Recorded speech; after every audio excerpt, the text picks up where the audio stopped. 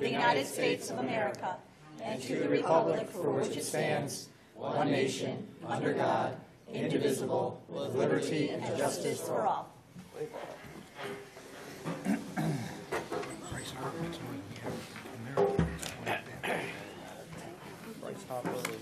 Can I have a motion to adopt the agenda? So moved. Was that Melissa? Michelle. Second. Karen, all in favor? Aye. Any opposed? Any abstentions? Thank you very much. Can I have a motion to approve the minutes for February 13th, 2019? So moved. Michelle? Second. Karen, all in favor? Aye. Any opposed? Any abstentions? Thank you very much. So we're going right into our presentations, and our first presentation I'm going to announce.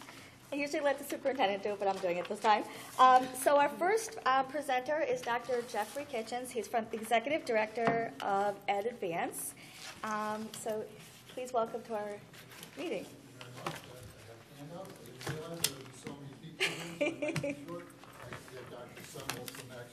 Sure. Thanks.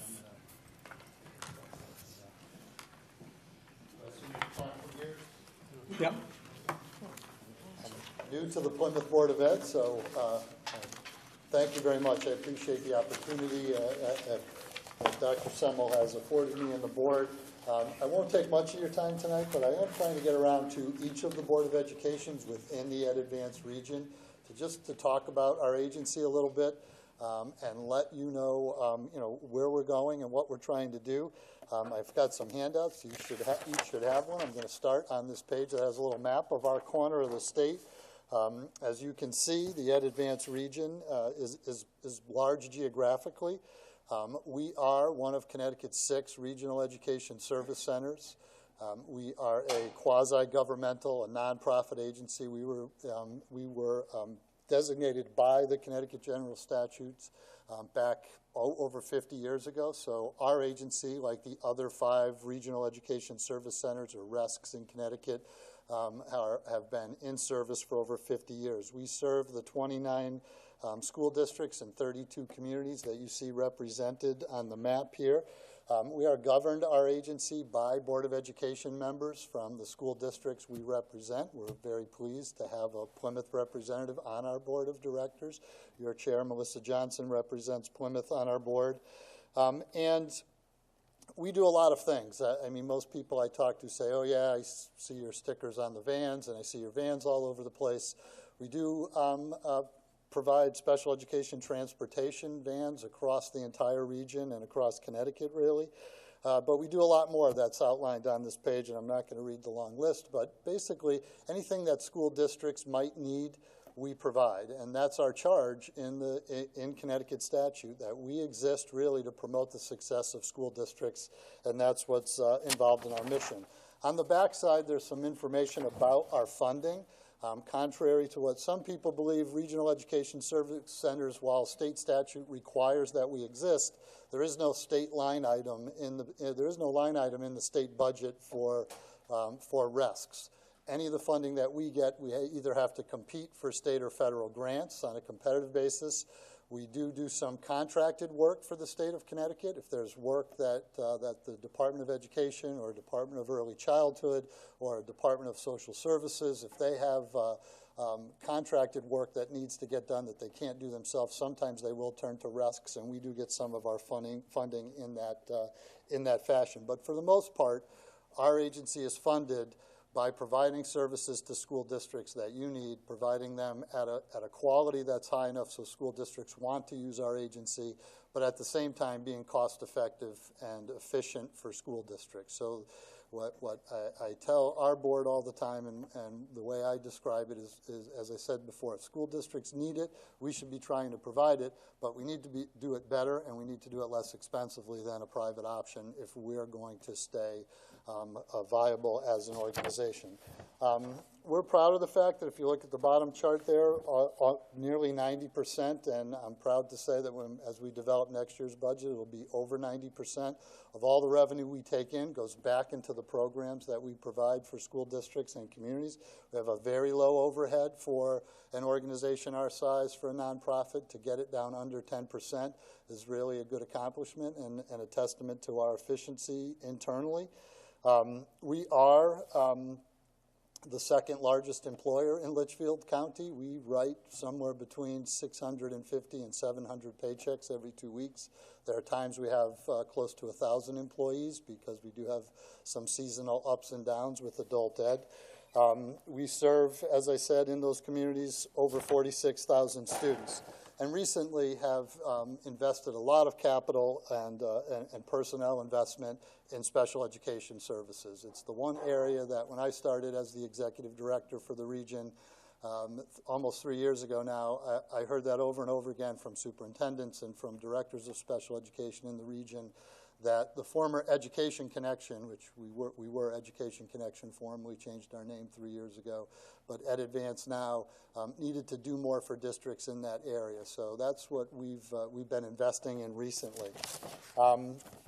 And many of you may have seen part of that investment. We're looking for more space to provide some of those regional special education services, and we have been exploring the possibility of the Main Street School here in Plymouth as a new facility for one of those programs for elementary age students. The second sheet is another couple maps, one of Connecticut, just kind of frames for you what our mission is. Again, that we exist to help school districts succeed. We have a saying within our agency that we're redefining what RESCs can be. Regional Education Service Centers, as I said, there are 6 of them in the state, but Ed Advance is uniquely different from the others because we do not run magnet schools. We're not in competition with our school districts in any way. We don't compete for students or administrative talent or teacher talent.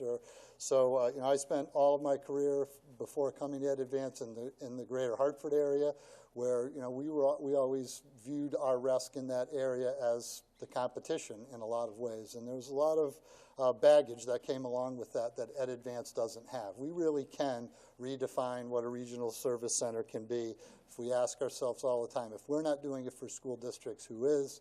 And if we're not doing it, why aren't we doing it? We should be. And we take these 3 C's, the culture, connection, and customization. That's really our vision for how we do business.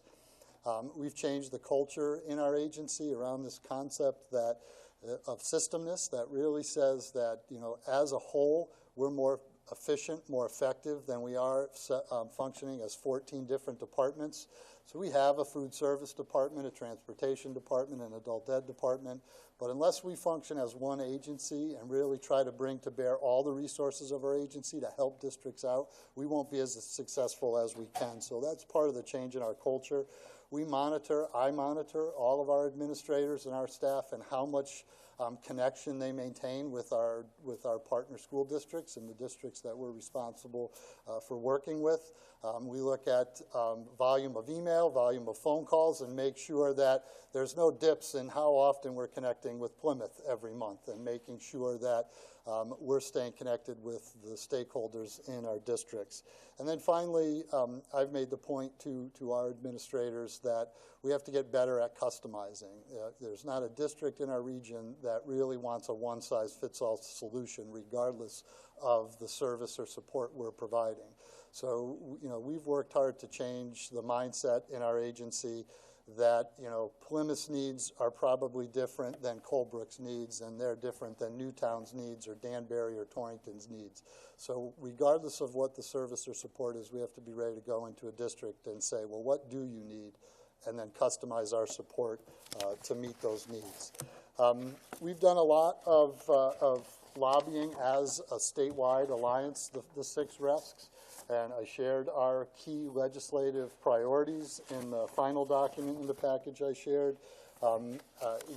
We feel strongly at Ed Advance that with all the discussion around regionalism and regionalization that's gone on in Hartford, and I would hesitate to call it regionalization. More of the discussion is around consolidation and how they want to force districts to do things that they're not ready to do.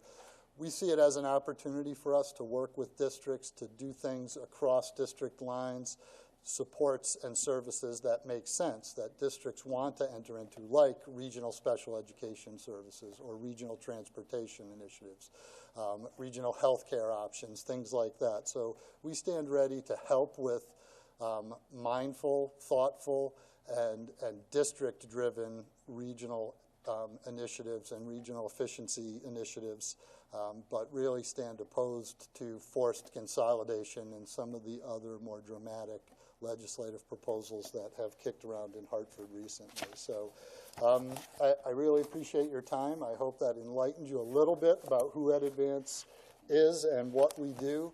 I'd be happy to answer questions if that's all right, Marty. If not, I didn't know whether that's acceptable during the presentation. Any questions or comments? No? Wow.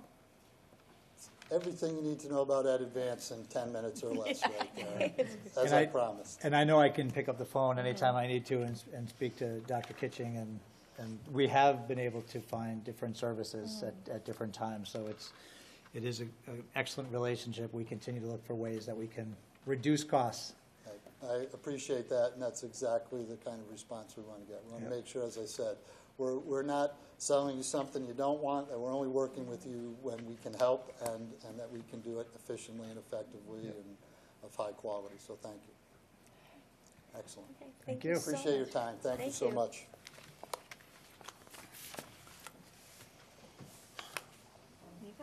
Oh, you want me? Yeah. You were gonna.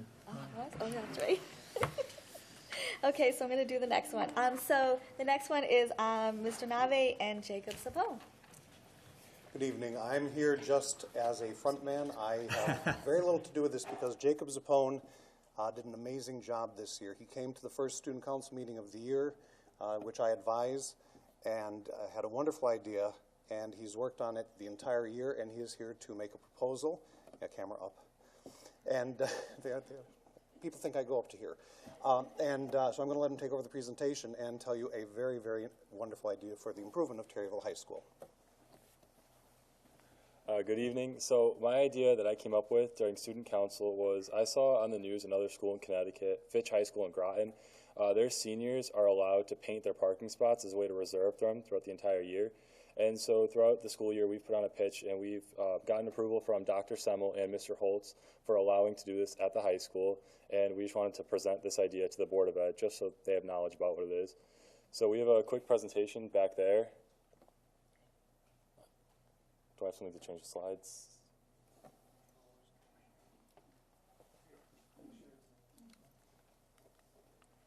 So these are just examples of spots at Fitch High School in Groton. So this would be for the incoming class of 2020, the seniors. It's just a way to reserve and personalize our parking spots. And it's just a way for us to boost school spirit and beautify the school campus, because it's pretty clear that we don't really have much art on the campus anywhere in schools or outside. And so this is just a way to increase the presence of it. It's a decorative, it's express creativity, vibrant colors to plain parking spots. It's visual representation of the seniors, and it brings art outside the classroom and outside the school. And so there's not really many prominent traditions at Terryville High School. And so with this, we could pass it down to each incoming senior class. So it's a tradition that they can pass on class to class. And it's just a way to celebrate that you've reached senior year. It's community and school spirit. You have pride in your school.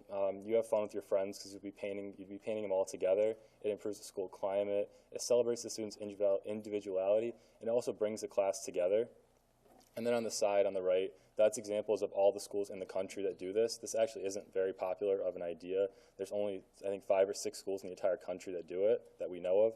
So we could expand that, and we could be the 6th or 7th. So this would also support the class of 2020 and the student council, because one of the ideas we had in student council was that, I don't know if you guys know, but we have a huge bulletin board up on the stairs that is called 2 Weeks at a Glance. and it shows all the events going on within the high school within the next 2 weeks. And it's kind of hard to put together. It requires a lot of work printing out the paper, stapling to the bulletin boards. So with the money we would raise from this fundraiser, we would actually buy 2 TVs to put over there, and we would digitalize the 2 weeks at a glance. And we'd have 1 TV for the current day, and then 1 TV for the rest of the 2 weeks. And it's just a way that we can raise funds to make that easier and less costs to the student council. Then this is just a quick video. I think it's like a minute long of examples of spots that students have done, just the creativity that it involves.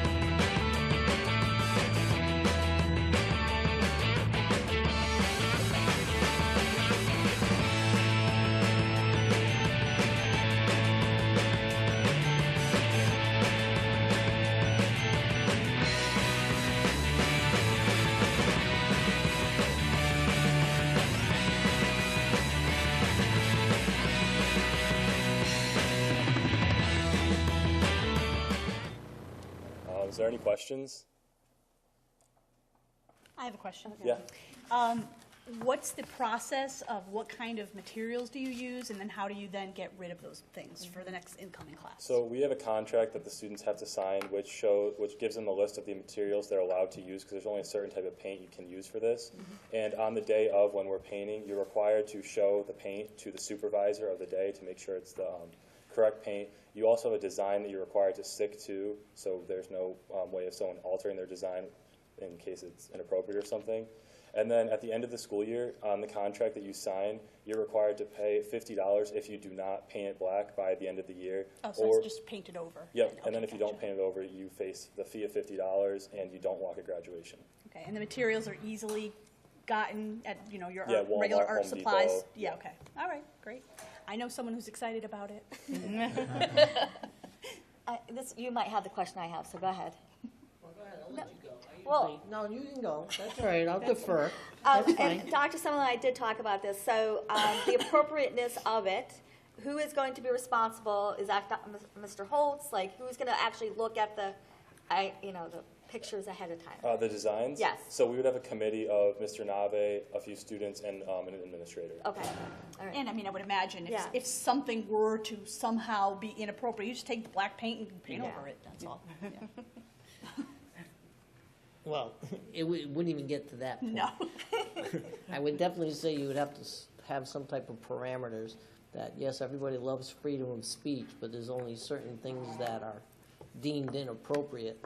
So you're going to have to be very, very careful when these individuals decide to paint something in those parking spots. To me and you, it could look really good, but to someone on the other side of me could say that I really don't particularly like that because that's discouraging to, let's say, religion and all my own personal beliefs on other things too. So I think what you guys need to do, along with probably Dr. Semmel, is get a sheet that tells each individual student what they can and cannot do. Yeah, that is included in our contract. We have a 6-page contract with all the rules of what they can and can't do. And within that contract, they have to draw what they're going to be putting on their spot within there, and that has to be approved by the committee. So you won't, the inappropriate stuff won't even get to being painted. We would decline it right there within the committee.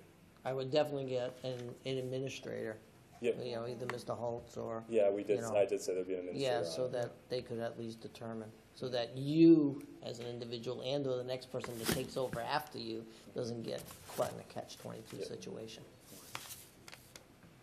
Josiah? Do seniors currently have their own reserved parking spots? We have a reserved lot, but it's not reserved parking, so it's first come, first served, basically within that lot. But within this, it would reserve, and the people who paint their spots would actually get closer to the building, so it's a little bit better if you paint it, so you would have a reserved one and a closer spot. Yeah. How much are you planning on charging for a spot? The current price is $20 to get your parking pass, and so it would be $20 for the parking pass and $30 to paint. Anything else? And the 30 goes to you, right? Yep, Goes to to student student council. council, and the 20 goes to the Terryville High School. Okay. I think it's great. I do Thank too. you. I love it. it. I wish they Thank you. thought about it 2 years ago. Yeah. I love it. Well, Why didn't your brother think of that? Yeah, no.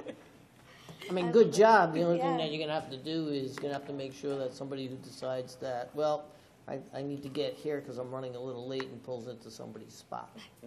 That's the only thing that you'll probably have to monitor. That's what to make tow trucks for. Yeah, well, That's not the end of the world. They park somewhere else. Exactly. So, I love it. Thank you. Great. Good love idea. it. Great job. Thank Very you. good. Good job. Nicely done. And I've been impressed that Jacob has taken this, So seriously. from the beginning all the way through. He's thought about each step. He's worked with Mr. Holt to talk about this, so I love the fact that we've got students who are Yeah. doing this kind of work and thinking about their school.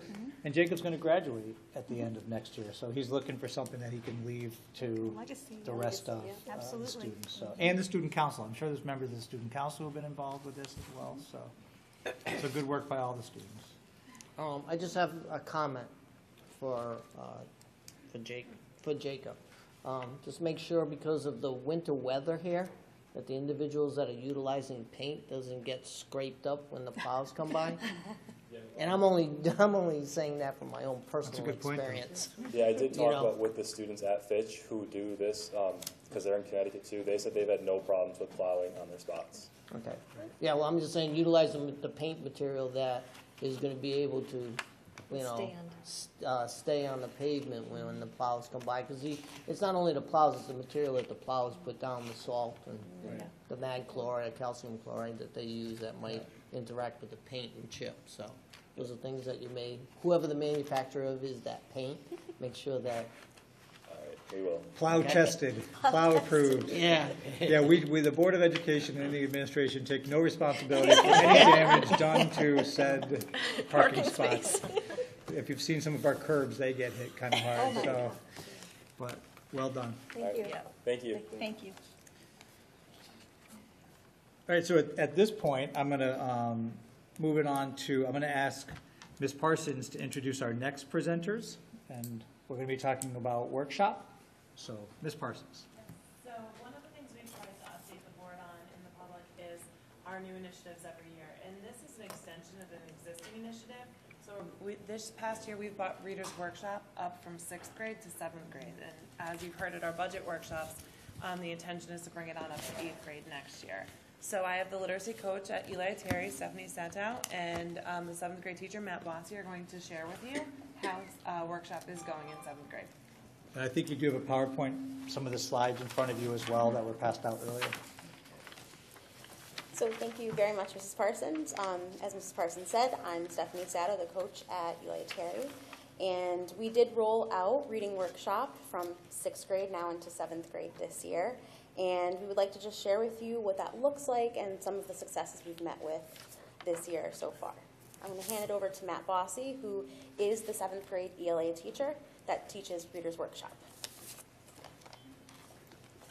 Thank you. Good evening. I just want to give you kind of a picture of what workshop looks like and also even some indicators of how it's changed last year to this year, both instruction and the student experience.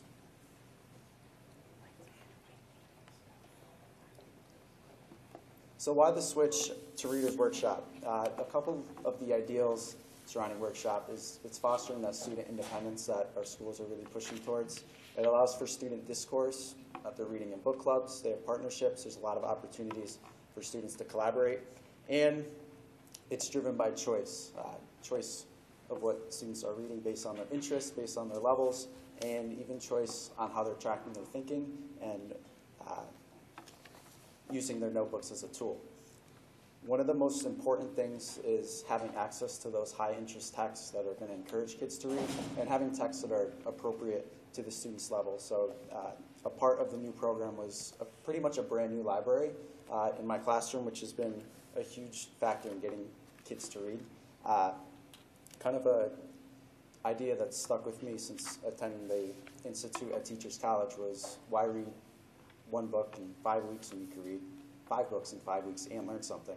So really having access to those books in the classroom has been a huge asset, and it's really pushed kids both by reading text by super influential and contemporary authors, along with based on things that they're interested in.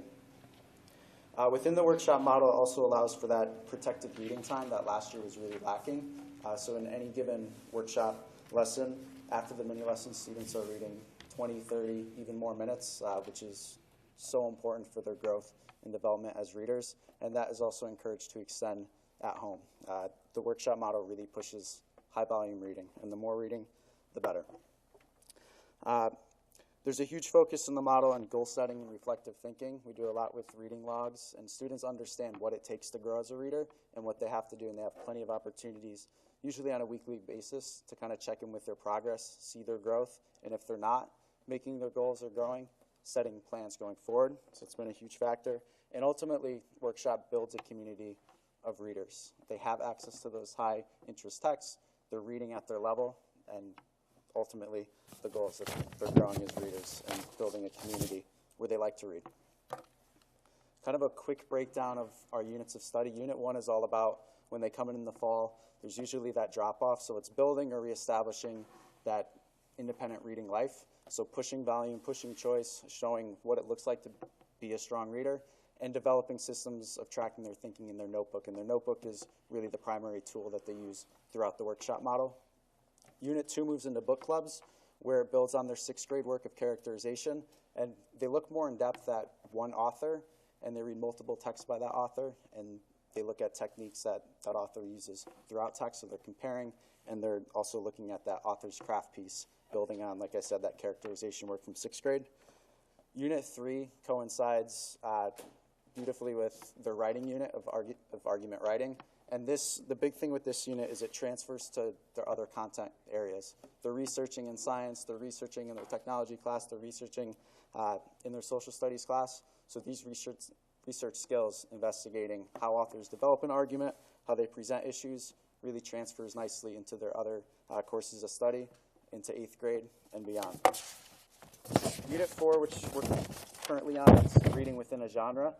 Specifically, we're reading the dystopian genre, which is a very popular genre for this age. So they're reading books like Hunger Games, Maze Runner, some classics like The Giver. So there's a wide access once again. They have choice within the genre. And what I really like about this unit is we teach how to tackle the challenges of reading series, which is so important, especially today. We have all these great TV series, and students and us too, we're so into these TV series. So there's a strong connection between that experience, and we can actually read or teach students how to read a series and take on all those challenges that they might face. Unit 5 is a test preparation unit, and students see the different types of text that they're going to see on an SBAC type test. So the stories, they see literary nonfiction, which is something they don't typically see during the units of studies, informational text, and the mini lessons for this unit is purposely selected by the data, that benchmark data that we've been collecting all year to make it most useful for our students. And the strategy groups and the small groups in conferring becomes really important to get students ready for testing in the spring. And then finally, Unit 6 is a poetry unit. So how to approach a poem, the structure, the symbolism behind it, and really teaching how to appreciate it. The next slide, I have a picture and also a short video I'm going to show you. This is an example of how students use their notebooks and take their partner kind of through their thinking, and it allows for really powerful conversation, and it also allows for students to give each other feedback.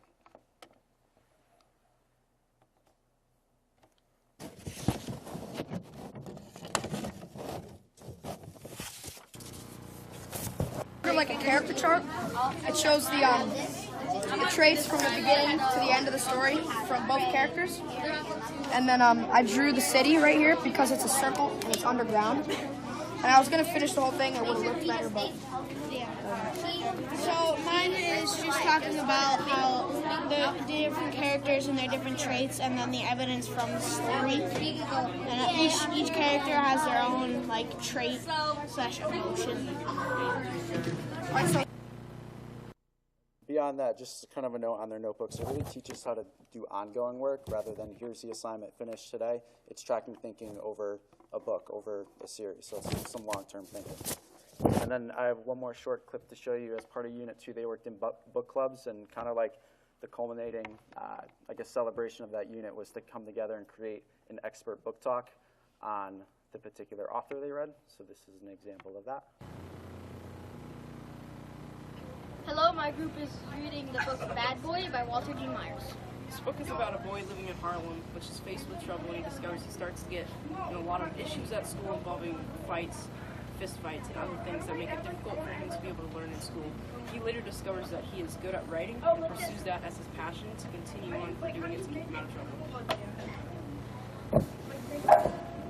Walter Dean Myers uses immense detail in his dialogue and inner thinking to convey a sense of feeling in their readers. Walter Dean Myers shows us how he's a complex person by showing how he constantly gets into fights, how he at one point tried to steal a bus and even tried to hang somebody, but also showing his softer side, how he writes poems for his mother, writes sonnets in a notebook, performs writing, and found his love for reading. One of the themes of the book Bad Boy by Walter Dean Myers is that there is two sides of every person. I think that this could be the theme because we can see that there is an aggressive side of Walter Dean Myers, his own character, and also a side where he is more compassionate and nicer to people. Another theme is to always try to be nice, even if things are going wrong in your life. Like, he tries to hurt other people and get into fights, but he's just having trouble with his own life. Another theme that is found in Bad Boy by Walter Dean Myers is that people can change. At the beginning, he's more aggressive than the rest of the book, but nearing the end, he gets softer and performs more writing and reads more.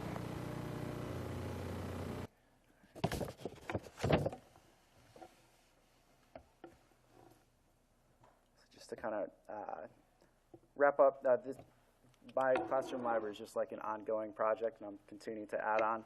But if you were to walk into my room, you'd see books. They're labeled by bin, by genre, by author, by level. It's kind of a mix. And like I said, that access to these high-interest books is really driving everything that we're doing. And the new library has been such an important factor and such a difference from last year. And then just a couple of things. With your support, we have access to those high-interest texts. We continue with the framework that students are reading through elementary school and 6th grade. And like it was mentioned, it'll continue into 8th grade. And then at more of a staff level, attending that week-long institution was very powerful for me and has completely transformed the way I go about my business on the day-to-day. The access to the workshop unit of studies that I've given you a brief outline for, and professionally kind of creating that cohesion of how we teach English or reading in middle school is very beneficial, and the collaboration we can tell from this year is at a higher level. If you have any questions, I'd be happy to take them. I have a comment. I teach 5th grade, and we use the workshop model as well, so it's very, very interesting for me to see what my students, fingers crossed, are doing in 2 years at their level, so it's interesting. And I guess my other comment was, has there been some discussion between maybe the 8th grade teachers and the high school teachers as to how to kind of go from high school workshop model to more of a traditional assigned book model in the high school? So we haven't discussed that yet, but it's a very valid point that we should look into next year. We are rolling it out into 8th grade next year, so that is something that we definitely need to take into consideration as they transition from this model into a different model. More traditional model. Absolutely. It is a conversation we've been having at my level as well, in terms of how we move from 6th and 7th when they have 2 periods of English language arts. They have a reading and a writing. And then in 8th grade, they move to 1 period of ELA, which is sort of that intermediate step to moving to high school, where you have, again, 1 period. And in 8th grade, they'll rotate between the reading and writing units. And then in 9th grade, we've been working with the teachers to really start thinking about choice there as well, in terms of having 1 core novel, much like the anchor text that you have in the workshop model, but then having book choices. It's not as open because there are specific pieces of literature we're trying to expose children to at the high school level, but having some choice within is a conversation we've had. And I think if I'm not mistaken, there are some areas where they do have some choice in high school, but There is it's some choice. obviously much more limited than we can do with the workshop model. And they've been working on what they've been calling Read All Year, so there is some choice there as well. Good. Thank you. Any other questions or comments? Thank you so much. Thank you. Thank you. Great job, guys. And no offense to everybody else, but this next agenda item is kind of like my favorite agenda item for tonight, and I appreciate everybody being patient. But we're going to do a recess after we're done with this agenda item, and we didn't want to break up the rest of the meeting with a recess earlier. So that's why, so we appreciate your patience being here and waiting. But the agenda item I'm talking about is our, as a superintendent, I'm a member of Connecticut Association of the Public School Superintendents, and being in Litchfield, I'm a member of the Litchfield County of Superintendents. And every year we get to choose, at least in Plymouth, 6 of our finest students who are doing awesome work in our school district. And we get to celebrate them and tell them how awesome we think they are. We celebrate them here at the Board of Education meeting and bring them up and talk about them and, and give them some applause. And then we also have a function, and it happens to be tomorrow night at Chatterley's, where all the kids from all the districts in Litchfield County who have been selected come together for the event. So they get another nice event tomorrow night as well. But we like to have these folks be celebrated here in district because this is where they grew up. I certainly work with the different principals and the teachers to help identify these folks. I had an opportunity to sit down quickly with some of them and congratulate them, and I got to tell you, we just have a great group of 6 students. So what I'd like to do is we're going to have the principal come up and talk a little bit about the student. Some kids, make sure you're listening to the directions here. So the principal's going to go up, and they're going to talk about you. So when you see your principal at the podium, go up there with them and stand next to him. So they're going to say some nice things about you. And then you're going to come up to the front of the podium up here because we're going to have our leadership of the board up here to shake your hand. Once you're up here, stay up here until all 6 students are up here with you. So I think we'll start, I was going to start with the younger, so I think we'll go with the older students because they can hang out up here longer without, So that's kind of the process we're going to do. And then tomorrow at Chatterley's, there's something else that I'll be handing you guys, so I'm not handing that out tonight. I'm going to keep that for tomorrow night. And then for anybody who's here to also make sure they take a picture of their loved ones, there'll be, like I said, a recess. Yep. And there'll be a chance to take a picture with the board, and then whoever else you want to take a picture with. And there's also all kinds of goodies we have off to the side to celebrate, all made by our family consumer science students under the direction of Ms. DeCarolis. So the food was all created by other students as well. All right, so I've said enough. Yep. So if we can have the chair, vice chair, and secretary of the board join us up front. And so therefore we're going to start with Mr. Holtz from the principal to come on up. So high school students, that's your cue. I know some of our students might be a little nervous about standing in front of the board, so just for those students, I'm just as nervous. So deep breath. We're all going to get through this, so no need to be too nervous. I have 2 fine students here from Terryville High School. I have Mikey Hills and Stephanie Poulin. Mike Hills is a motivated, hardworking young man who has continued to challenge himself with demanding courses throughout his high school career. Mike has been a valuable member of our soccer and golf teams, no thanks to Mr. Fowler. Honored not only for his athleticism, but for his leadership abilities. Mike has been recognized by staff members for his leadership capabilities, has been elected to attend numerous leadership conferences, and helped form Pouch, a school climate committee. The commitment to this school and the service of others is why Mike is considered a role model student and an admirable young man. Stephanie Poulin, well, most of Stephanie Poulin's high school experience has been rooted in caring and helping for others. She leads by example, volunteering time and effort to numerous local causes. In fact, if you look at her community service log, it takes longer to read than my resume. She is a dedicated member of NHS, or National Honor Society, and will tutor students at a moment's notice. Stephanie is a thoughtful, intelligent, unassuming, and caring individual. Stephanie plans to pursue a nursing career, a strong vocational match for her personality, her experience, and strength of academic work. Stephanie will certainly continue to make all of us at THS proud in what she accomplishes and how she lives her life. Now, by both of you accepting this, just so you know, as I get old and I'm no longer here, I'm expecting golf lessons from you. Right? And when I start falling apart, I expect high-quality care in the hospital. So, congratulations to both of you. Thank you.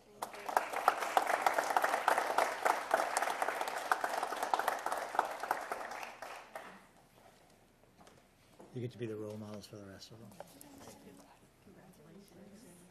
And then you guys get to stay up here. Yeah. All right, so the rest of you just saw how it was done. We needed the high school students to have you see, so that they're going to stand up here and look pretty for the rest of this time. Exactly. So now we have Miss Suffrage and middle school, Eli Terry. So, good evening, everybody. I'm excited to introduce to all of you Kelsey Tifo and Jaden Zotter. Kelsey is an extremely responsible, hardworking, and she is kind to everybody. I've been impressed with Kelsey's ability to lead, and she goes out of her way to make people feel included.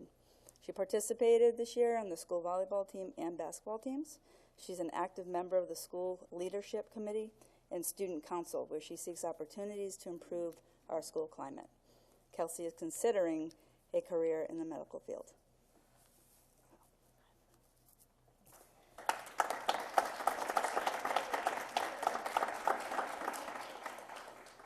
Our next recipient is Jaden Zotter. He's also an 8th grade student. Each and every day, Jaden personifies our school's belief statement of being respectful, responsible, and safe. The teachers are impressed by Jaden's commitment to make decisions that will have an impact, a positive impact, not just on himself, but on others around him. He participates on the school leadership team, where he is working hard alongside of his peers to make our school a welcoming place. Jaden is considering a career in business. So, congratulations.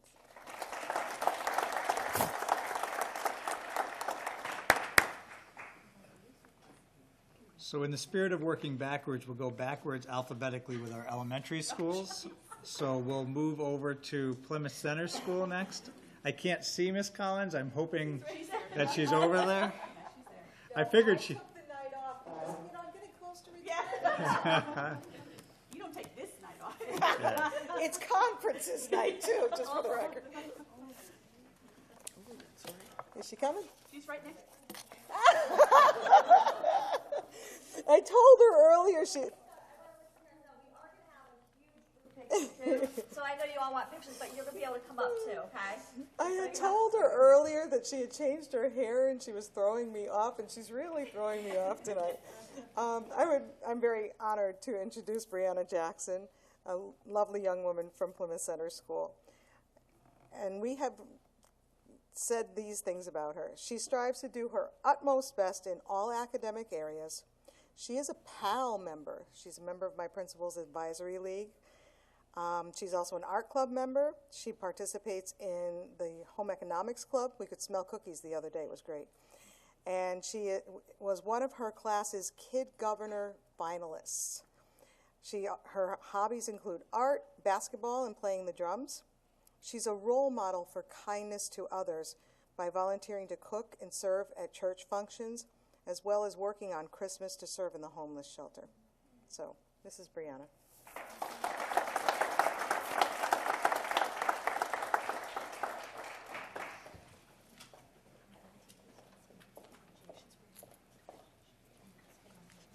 And last but not least, Mrs. Loveland from Fisher Elementary School. Hi. I am honored as well to introduce you to Drew Fowler. He's a 5th grader at Fisher. Drew is an extremely hardworking student who always displays strong character and models citizenship. His optimistic attitude is evident the minute he walks through the door, always beaming with a smile. He comes to school eager to learn and to help others. Through his efforts, he's been one of our top students in reading, writing, and math. He spends his free time writing creative stories, with 8 stories currently in process, and he's an avid reader, currently enjoying the Harry Potter series. Furthermore, he's an outstanding team leader who listens to the opinions of everyone in his group. He's involved in student council and a part of our band. He truly inspires others to be kind and strive to be better. Truly, he makes Fisher a better place just by being a part of our community. Congratulations, and we're proud of you.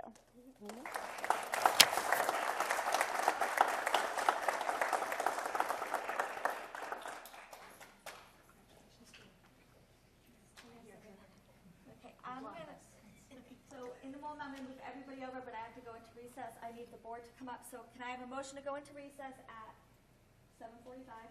So moved. Second, please. Second. All in favor? Aye. Any opposed? Any abstentions? Okay, board members, please come up. Students, I want you to come right this way. Around the corner.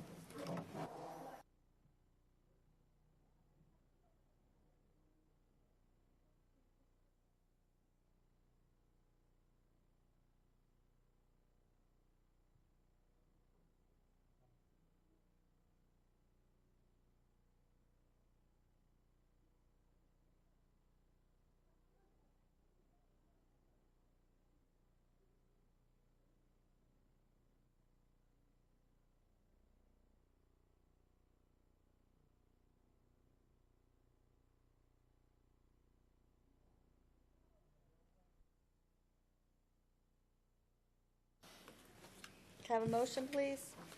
So moved. Second. Karen, Melissa, all in favor? Aye. Any opposed? Any abstentions? Thank you. All right. Superintendent's update. All right, so the superintendent's update is not short. You're welcome. I just want to put that out there. 'Cause you know when you say, I'm going to be brief? I'm not going to be brief. There you go. Just saying. All righty. First, I want to thank Miss Elise DeCarolis and her family consumer science classes for putting together all those treats for us. Number one, they were really good. Number two, it's actually cheaper for us just to buy the raw material and have the kids put it together. So we give the kids a chance to actually work their craft, and we save money. So there you go. But I do want to thank them for doing that. I'm going to kick it over to Ms. Trinks or Ms. Parsons for a quick pre-K update. Sure. So it's a collaborative effort. It is collaborative. between That's why I didn't know. Ms. Trinks, myself, the pre-K team, and especially Melody O'Loughlin, who's in Barbara's office. She collects all the applications, and then she gladly turns them over to Ms. Giese over at Plymouth Center to do all the registrations. But we had 67 applicants for pre-K next year, which is more slots than we have available. So there's the 3 half-day classes, and then there's the full-day Smart Start class. We have a great number of families who are requesting full-day only. We asked them to rank for us, what would you like in order, full-day AM, PM, or no preference. And we do, we're still putting together the classes. We've been meeting to look at those and to make sure that we're running the lottery the way that we've said it will be run. And right now, it looks like we'll be able to bring in 18 full-day kids into our Smart Start classroom, and then we'll be able to run 3 full sections of half-day, and we'll still have about 20 students on the wait list. There is a chunk of students there, probably about half of them, who are only looking for full-day, so we will reach out and say, are you sure you only want full-day, or would you prefer to be put on another wait list as well? But once Friday, the letters will go out to families, so they should receive them by the beginning of next week. And we'll have a short turnaround window where they'll need to respond. And if they don't respond, or if it's not something the family's still interested in, we'll move to that wait list. This year, I believe we only were able to go as deep as 4 or 5 people on the wait list. It really is a highly coveted program. And I think, if there is ever, just as a reminder, the full day class is Smart Start. It's fully funded through a grant by the state that uses the tobacco settlement money. And so if there's ever a chance for another application, we do have the need and the request for another full day classroom, but unfortunately with the state of the budget, the state hasn't reissued that RFP again. Great. Quick update, the Cave Day on the Hill, March 20th, 8:30. I think those of you who are going have already reached out to talk to Ms. Piskorski, correct? Correct. Could they still go if they want to? I'll say yes, you can go. I can make it work. We can make it work because we got Ms. Piskorski on our team. I think you could make it work. If I'm wrong, she'll tell you on the phone I just want to tomorrow. see her You'll have face. no problem telling us you're wrong. Yeah, I think it's going to be okay. Oh, yeah, I don't. Another thing I wanted to point out is last month we talked about adding a grade 2, a tutor, a dedicated tutor to the grade 2 classroom, and there was interest in making sure I kept you guys up to date about that, so I wanted to make sure I did that. Just as a reminder, the tutor does do a full day schedule, 8:45 to 3:10, and she does go 5 days a week. And I had asked Ms. Collins to give me a quick update. At this point, she hasn't been pulled. February 25th was the official starting day. She hasn't been pulled. She hasn't been absent since that date, so it's been full coverage since then. I was able to visit the classroom myself and see some of this in action. They do break up into two groups for traveling, going to bathroom trips or even going to the specials and lunch. They do have broken up into the smaller groups. And they also use smaller groups to be strategic about their instruction as well during the day. During the whole group instruction, the classroom teacher is providing the mini lessons, things like that. And the tutor monitors students' behaviors, group work, independent practice. And then some small group instruction occurs with the additional support of another tutor that we have in the math block. So we have two other instructional tutors that we've always had in that building, or at least for a long time. So they're used in that classroom as well to do additional support. And like I said, she attends the mini lesson and then provides for smaller group instruction. And it's not the same students in the groups all the time. We've made sure Ms. Collins would never allow it not to be, but the groups should be broken up in different ways all the time. It's not that these students go with this teacher all the time and these students go with the tutor. So we want to mix that up. So far I would say that it's going well. I'll provide another update when we get to the April in terms of some quick hitters on this, and continue to check in with Ms. Collins to see how things are going. But so far I would say that we're holding our promise to you guys in terms of how we're going to handle it. The longer part of today is I wanted to go over some of the safety things. In this community, there was a lot of conversation about safety recently, so I thought it was important to remind the board and just the community at large of some of the safety things that you guys have proactively put in place. So I'm going to go over some of that. Back in August, the board did adopt safety as one of your primary goals. It was actually our first primary goal when you look at our document. And the document I'm referring to is actually right on our website under District and School Improvement Plans. You can go to Board of Ed Goals, and there's even a mid-year update where all of this can be found. But you did mandate that we conduct quarterly safety meetings that not only include district administration but town safety personnel, and we've been doing that. You asked that this team also perform a tabletop training exercise to review our systems. As a part of this goal, you asked that we have our school resource officer and our district safety officer conduct building safety reviews and identify needed upgrades. We've done that. You've asked that the Plymouth Police Department be allowed to hold training sessions in our buildings during non-instructional times. Last year, we held a training session here at the high school during winter break.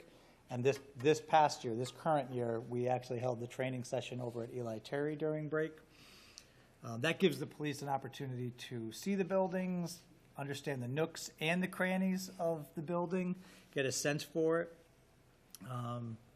You also recognize the importance of data privacy, so you asked us to look into two-factor authentication, and we've got two-factor authentication for all administrators, and we're working into programs like school psychologists, social workers, anybody who has got a lot of data potentially at their fingertips. We want to make sure that there's the two-factor authentication, especially in this day and age. I mean, as we speak, somehow Facebook has been down and maybe is still down since 2 p.m. So I don't know why. I don't have any idea why, but and recently we know the town of Plymouth actually had a malicious attack electronically, and from what I can tell, they've done quite well because they've had a number of defenses in place from the electronic standpoint. You also asked that we continue our work with social emotional learning because you recognize the importance of self-awareness, empathy, good decision-making skills, and helping improve the safety and security of everyone. In December, I did review with the entire board how we've done so far, and I did post that information up on the website back in mid-December or so. As of today, we've conducted our district safety meetings, including a tabletop. The tabletop exercise was actually involved a gas explosion at one of our elementary schools. Walt Seaman, who's a member of the Naugatuck Fire Department, led us through the process, and so we didn't know what was coming, and he brought us forward through that to help us understand where our systems would potentially break down along communication or where you bring the students. And we did well, but we also learned, and that's the point, of where we could do better. So we've done that. Officer Brody and Assistant Principal Vigliotti went to every building, identified upgrades in terms of what we could add physically to the buildings, but also identified areas that might be vulnerable in our buildings. And working with Mr. Hendrickson, the business manager, we've put our priority items into our capital improvement plan, and we've also put them into a grant that the state actually had put out for security reasons. We're supposed to hear back on that shortly, maybe even by the end of this week. Like I said, they did conduct the physical training. We were also supposed to be working on trying to bring police dogs into the buildings, especially at the high school, to have dogs come through, specifically drug sniffing type dogs to come through. With no dogs being in this district, we've been finding it difficult to do that.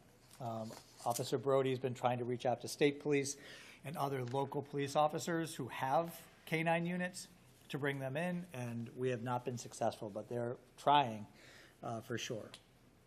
We've also increased the camera coverage inside both elementary schools, which is one of the priorities of the reviews that we did. And certainly we look forward to continuing to do the work that's in the areas that we identified. And I'll bring a full update to the board around safety.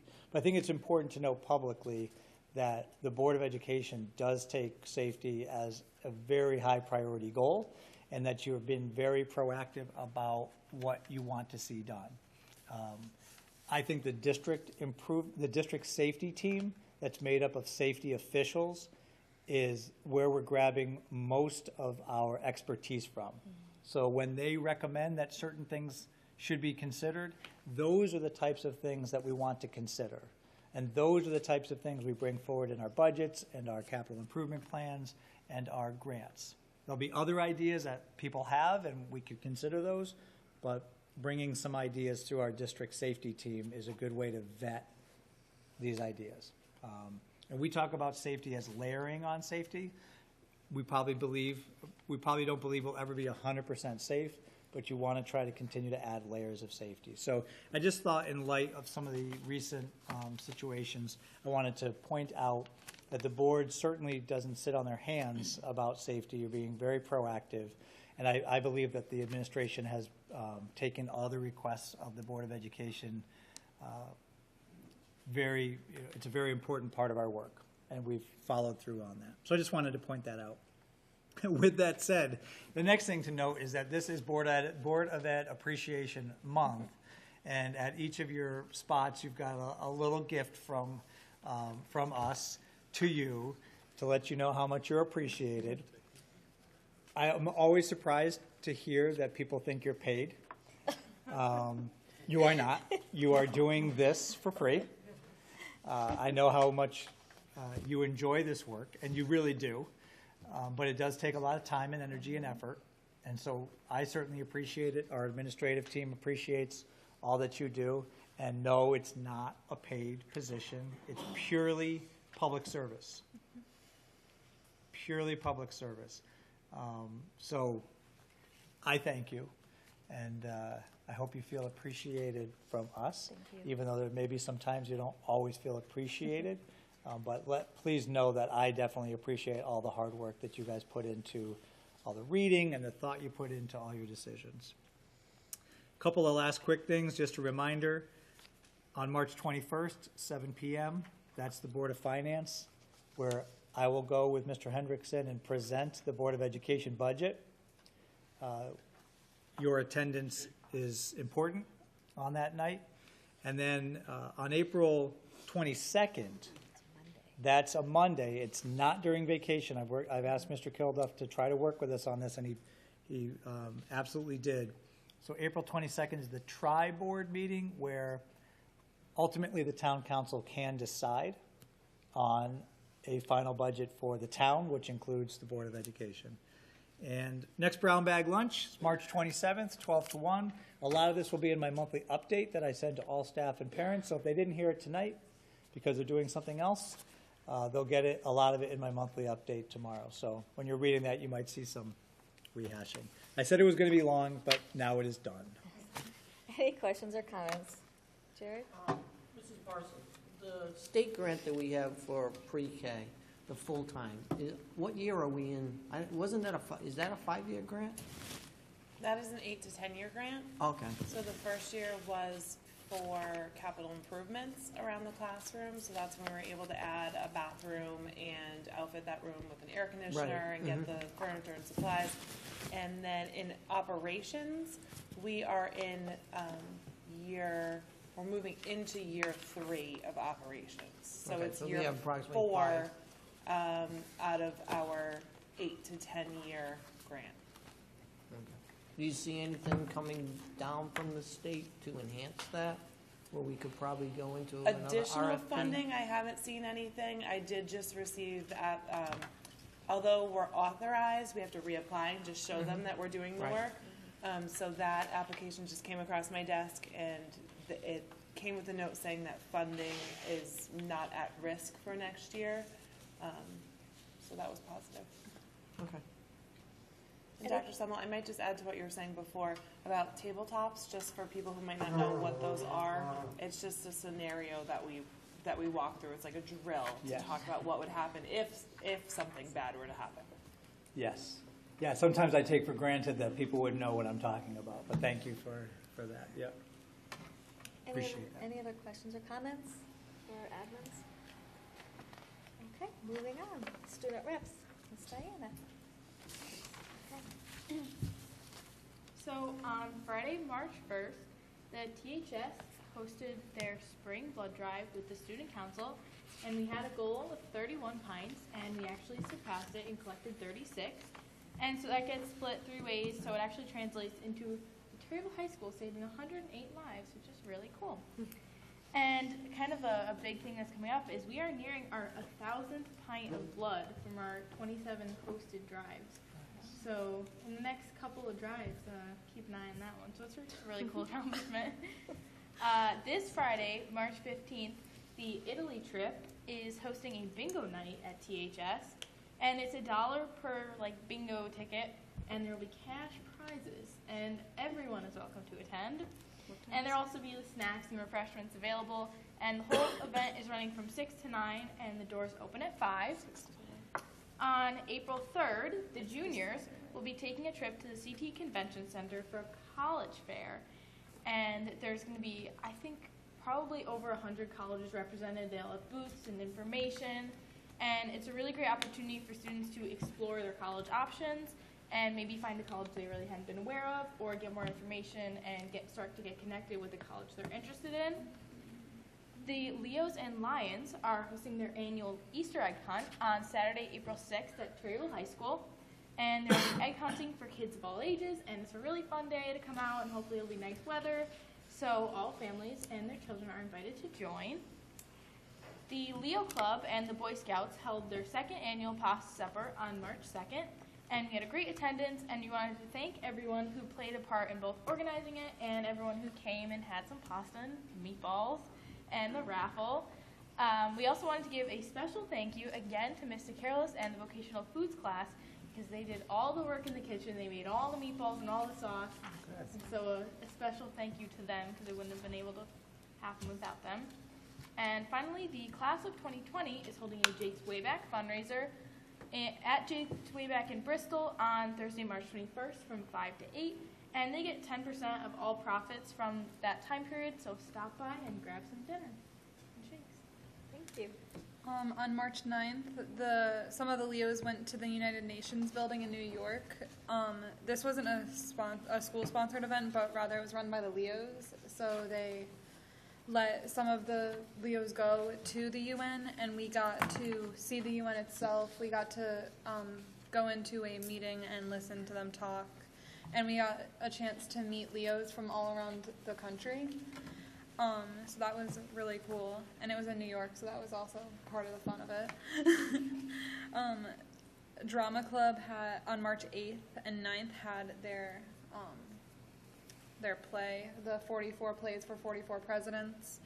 And it was very obvious that they worked really hard on it. It was just a playful run on the presidents themselves, and it was little skits involving all of them. I went, and it was quite enjoyable, surprisingly, since it was history. They've made it fun anyway.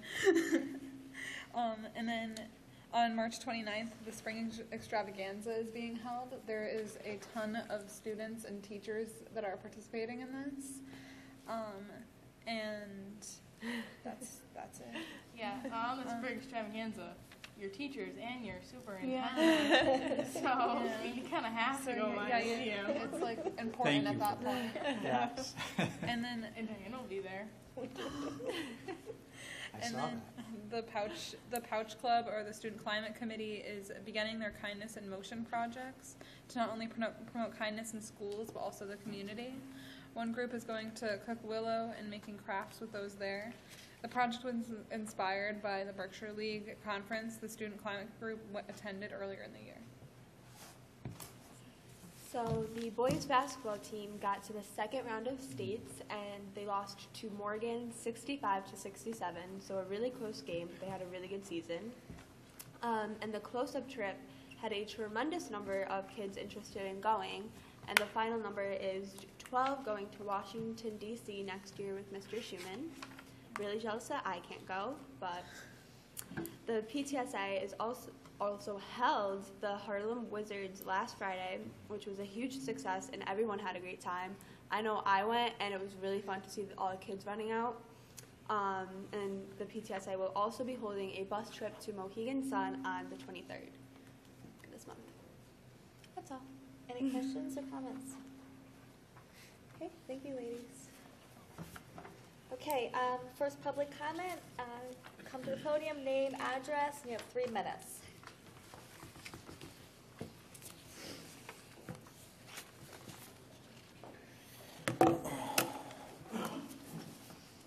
Hello.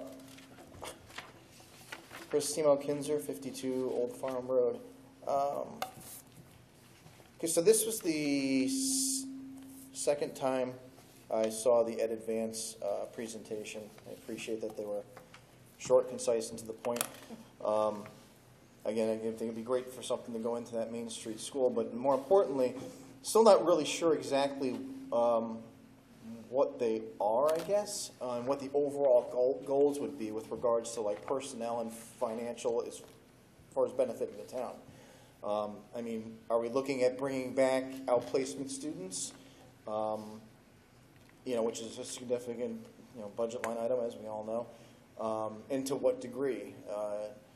Will it take some of the burden off of the situation that the elementary school was having with some of the special needs there? And just looking through some of the numbers, there's just no, I don't know what any of this means. There's really no information. They have 53% funding from local fees for service versus 79% funding support for school-based programs and services. And where do those numbers come from, and where do they go? Who pays for that 53%, and where does that 79% go? Does it benefit us? And the only other question I have is enrollment in the facility, is it voluntary, or can if a child be, I don't like this term, not mandated, but required to attend if we can't provide the services in town? I guess I'm not really sure what this whole program is for and how it's going to benefit the town. So I don't know if you can answer that now, or I'm you just can, gonna you can kind talk of later. make a comment. I think you're actually talking about two different things, because it really is two different things. Okay. So I think you want to know exactly what is Ed Advance, That's but part of then there's a separate issue with Main Street School. So those actually are two different things. We can probably give you a little bit more directly about Ed Advance, because we're not going to have a debate about it. But basically, it is, like he said, a pseudo governmental thing. Like, this was founded 40 years ago, right? I think it was 40. about that, yeah. So basically, the state came down and said, we're going to separate make them into regions, and you're going to help provide educational supports in those regions. So that's their job, but then they don't get any more money they don't get any money. Okay, so so how does that help us? So, for example, like if we needed food services, they actually have a food service department. That's one of those pay-for-feed services. So if we didn't have what we had and we went out to contract and said, well, what do we like? They may be able to offer something better for us. Those are the kind of things that they do. They do a lot of transportation, a lot of food services. They even just started a driving school. It's a fee service. So when you see that, it says fee service, that means somebody's paying them to use that particular part of their. So they seem like they have a lot of a lot of focus on special needs. Will that help us too on our bottom line with with our financial? I'm going to be very vague and say it can. Okay. It's possible, but it all depends on that child's individual programming. Okay. Okay. I think that's good enough for what I had for vague questions. So thank you. You're welcome. Want to add anything to that? I guess the only thing I would add, Chris, is that tonight Ed Advance is going out to every district in their region and sharing more information with boards about who they are. Mm-hmm. So that's what Dr. Kitching was here to do tonight. It just so happens that they're also looking to purchase a building in our town, and that's a completely separate issue that, No, so, I understand. so those are the two separate issues. So the building, Main Street, is completely the town council's decision at this point. The Board of Education has, don't have responsibility for that that building. So whatever they decide to do. Well, no, that's one of my other concerns. Want to go back up there? Yeah, please. Sure. That was just one of my other concerns. Is that they're nonprofits, so we're not going to really gain anything for as far as taxes are concerned. So that's I was trying to understand. Financially, how are they're going to help the town if they go into Main Street School? So, as far as their services, they're not dedicated just for locally, right? Right, correct. Would we get any preferential treatment for Actually, people under new business, there is a part where I'm going to talk about how Ed Advance likes to be a good neighbor. Okay. And so they offer some opportunities for the towns that they have some buildings in. Okay. And so they don't have to. They don't have to offer us anything. It's if the town sells them the building, they own a building now, right? No, and that's fine. I understand that's a different part But there of it. is that. If they're here, Yeah. does Plymouth Terryville get some benefit out of it Yep. as far as preferential treatment, like I said? So. There is a document we're going to take a look at in terms of what they'd like to do for us. Okay. And I think having them so close is a benefit if we can take advantage. Well, that's why I brought up outplacement. Like if Right. if there's a benefit there, Yeah. I think it's fantastic to take a look at that. Yeah. One of the things that they're considering having housed in this building are BCBAs, school psychologists. Sometimes, if somebody goes out on a short-term leave or different things like that, we find ourselves scrambling to find that kind of a position. If they do in fact hire a number of BCBAs and other folks like that, we'd be able to tap into that resource. So that's another advantage. And there's a host of them, but the town council should decide what they want to do with that building independent of what the Board of Education will do. But I do think some of the things in your head you're processing, we're actually going to be answering them very soon. I just happened to see that on there. But okay, thank you. I appreciate the You're feedback. welcome. Yep. Any other public comment? Going once, going twice, thank you. A motion for the consent agenda, please. So moved. Second. Michelle, Dick, all in favor? Aye. Any opposed? Any abstentions? Thank you so much. Moving on to new business. So that's where we are. Yeah, that's where we are. Everybody got one, right? Yep. Okay, so everybody got the draft document? Has it advanced on task? You don't have it? I don't have It would've anything been- in my packet. It was been in your board packet. Yeah. Yep. Let's see. It's a single page, like black and white.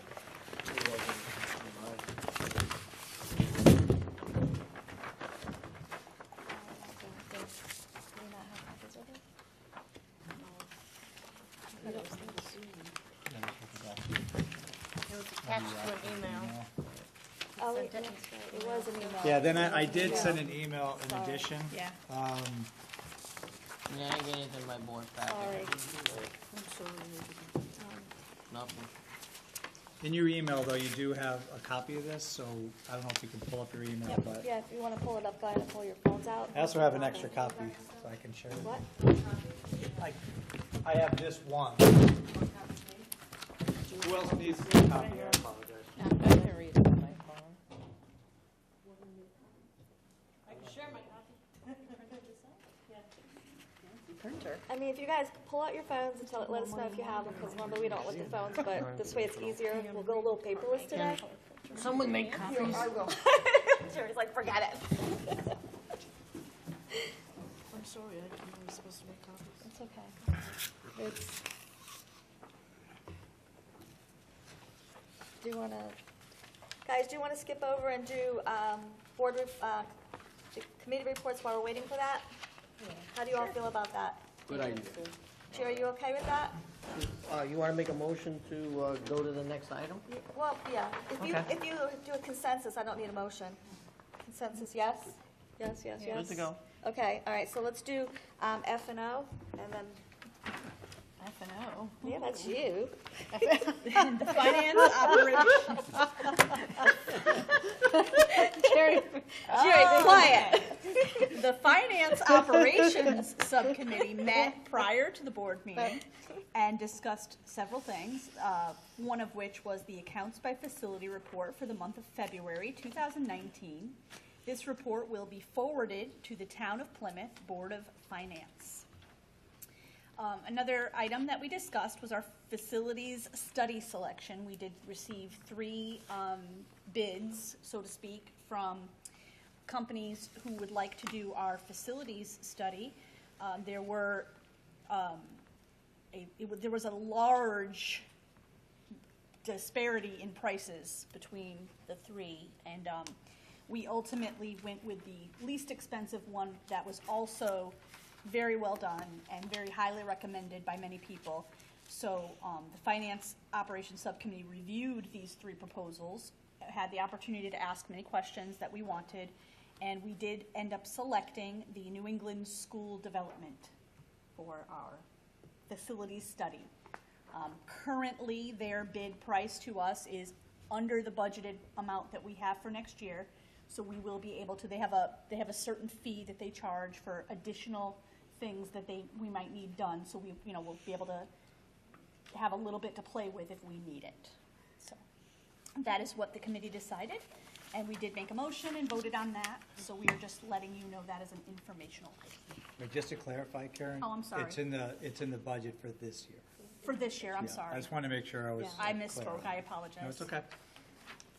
And I'll just add that if, for those of you who weren't there, that this particular is more educationally bound than the other 2 that we looked at. So they kind of know what we're looking for. And they're cheaper. And just to let the other board members know that this is in this year's budget and in the previous 2 budgets. I know last year we took it out, and the year before that, I do believe we didn't even bother spending that money because we needed to utilize that money somewhere else. So this has been at least 2 to 3 years in the making, and we're finally getting to it. Thank you. Any other questions or comments? All right, let's go to student achievement. The next Student Achievement Subcommittee meeting will be on Thursday, March 28th, 2019, at 6:30 in the conference room at Central Office. Good timing. Perfect timing. All right. Okay, let's go back to number 9, please. Thank you, Jen.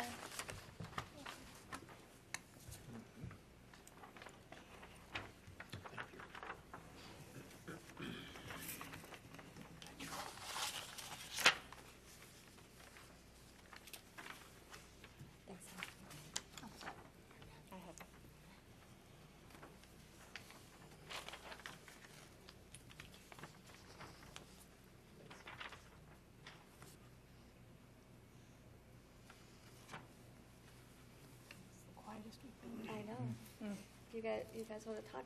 Are you all, did you read it? Yeah. You're good? You're all good? Discuss? Okay, I'm gonna open it up to discuss. Wait, want to make the motion so we can discuss? Oh, okay. I'd like to make a motion to accept the advanced agreement as presented. Second. Discussion? And then I'm gonna open it up, open up for discussion. I have a question. Sure. So, in letter A here, it says an annual credit for any outplacement. So if we have 5 students that we're gonna outplace, we would have 180 days for 5 students? Is that Yes. what it means? Yes, it does. Okay. That was specifically discussed. It's not, and you don't mean 5 times 180, you mean 5 for a total of 180. No, I meant 5 times 180. No, okay, I'm glad I just clarified. Well, yeah, that's why I was going to say, that's not what it says. That's not what it says. Our conversation is that you could have one student for 24 days, you could have a different student for 36 days. Okay. I'm not going to start doing the math, but you could go up to 180 days. Or one student could use all 180 of those days for us. Okay. So I'm sorry if I first... Got excited for a Yeah. second. I was like, I'm not sure if I'm reading this correctly. But if Okay, you just had wanted to 2 make sure. students that needed 180 days, the second student would be at 7% You got it. less than the regular tuition. Correct. Yeah. And I noticed the 2 Okay. spelling errors. I'll have to ask at advance to fix those. But Is there, on A, what is the, did they give you an approximation of what the cost savings would be if you utilized that 180 days for, let's say, like Melissa said, 5 students or 1 student? Was there a, did they give you an approximation of a cost savings? Because I know, I know it would have to deal with the special needs of each individual student that went there and/or the student that would have to take up the whole 180 days. right. That's, the hard part here is we don't know exactly precisely what programs will be going into that space. So if the program is, say, $50,000 a year, then obviously we're saving up to $50,000 if we use the full 180 days. If it's an $80,000 program, then we're saving that. The beauty of this particular program, of this particular document, is it allows us to be flexible over time. It doesn't have specific numbers in here for that very reason. So if they bring in more expensive programs, then they know that they're potentially offering us more. Where if we put numbers in here, we'd be not just No, held I by- understand that. I just thought maybe in their presentation, just kind of hypothetically, said that if you had this one special needs child that that we would like to gear our program to, that program, let's say, would be like $125,000. We'll go at the high end. Yeah. Okay, that is technically the cost savings that you could see associated with this agreement. We'll go on the low end where you took, let's say, 5 students that used the program, and they're in the $50,000 range. So you have a range of somewhere between $50,000 and $125,000 that the town would save. Actually, the Board of Education would save.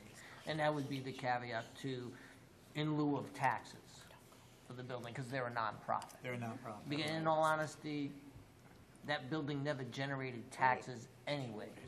So this is kind of a win-win situation for the town, because now it's going to generate some revenue, and it could be associated with, you know, one year we might put 2 or 3 students in there, and a year we may not.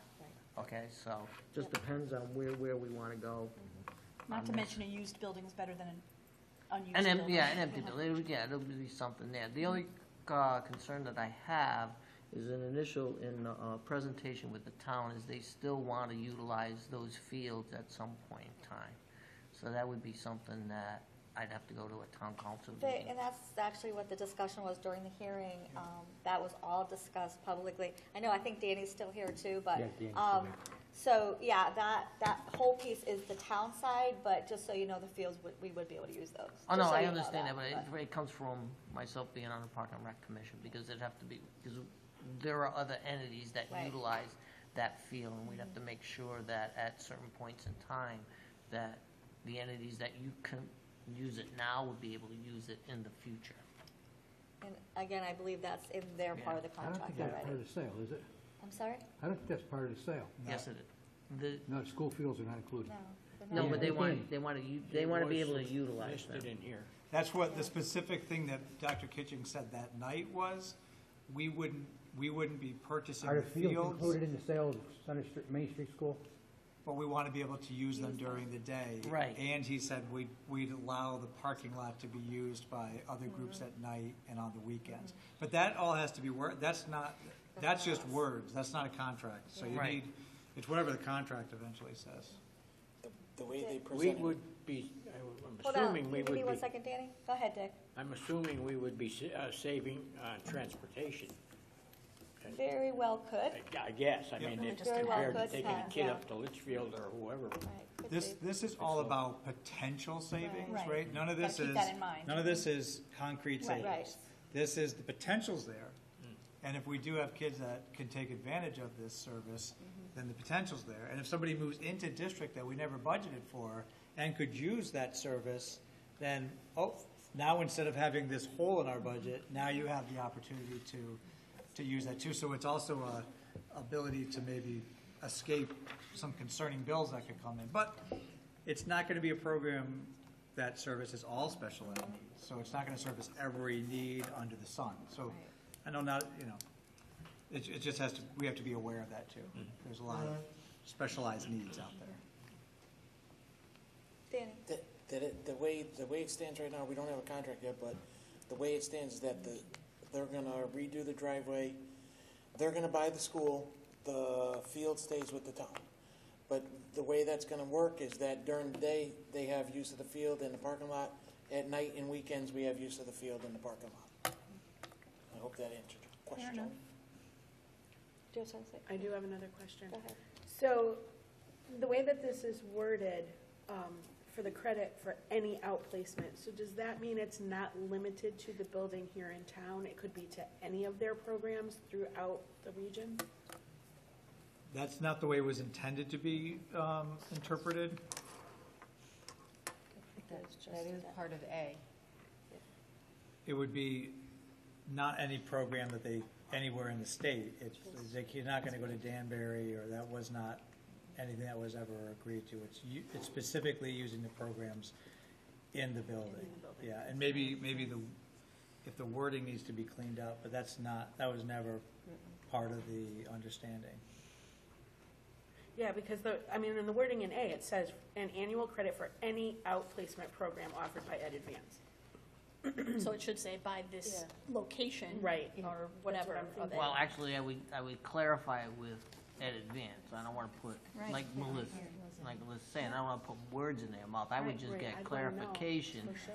You know, I would get clarification that if at some point in time we can't use this facility because they don't have the program here, but yet they have it in Danbury, do we get that credit?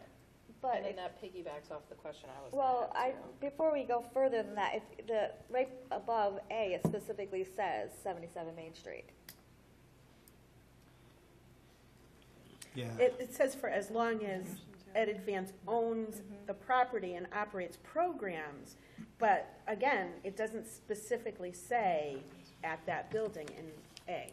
That's my concern. I mean, Yeah, it's a credit to Ed Advance. So and like I was gonna bring up, they said that they have driving programs and stuff like that. So will it be 7%? Like, are they giving discounts to all of their programs for all No. of Plymouth residents? No.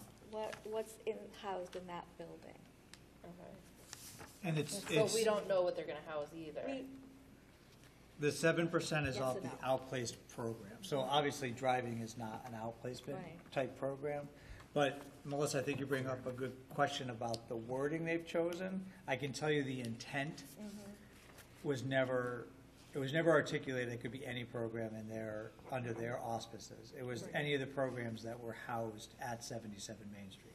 I can completely see the way you're reading this, and I think you're actually accurate the way you're reading it, but the intent, was not that. And I wouldn't want to, I'd want to make sure we start our relationship off right, so I'll certainly bring that to Dr. Kitching's attention. And just to clarify something with you, Cindy, and the reason I talked about other programs, I was trying to explain to Chris that the other things that they offer our entire region. So that's one of their paid for services. I was just giving that as an example, not something that we have here. It's just something that they offer in general.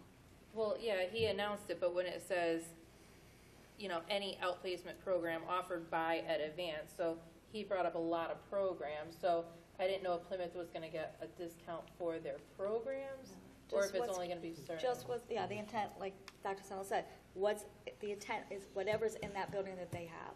They have ideas of what they want in there. I'm not gonna speak for Ed Advance because it's not finished with the town, but they do have 2 programs in their head already that they want to bring there. And they keep saying elementary age Yes. students. That's what we continue to hear about what they want to bring there. So I Doesn't will, mean they're gonna limit it, but right now, they're looking at elementary. K through 8 to start out. No, K through 5. K through 5 would be elementary. K through 5. Dr. Kitchen said K through 8. Not for this project. He didn't speak about this project. he only spoke very quickly about this project Yeah. here. He just had maybe 1 or 2 sentences Right. about. Dick? Does our acceptance of this document require us to make a decision as to which option? Or does that If you turn it come over on later? the back. Yeah, the back page, if you turn that over, there's just another sentence.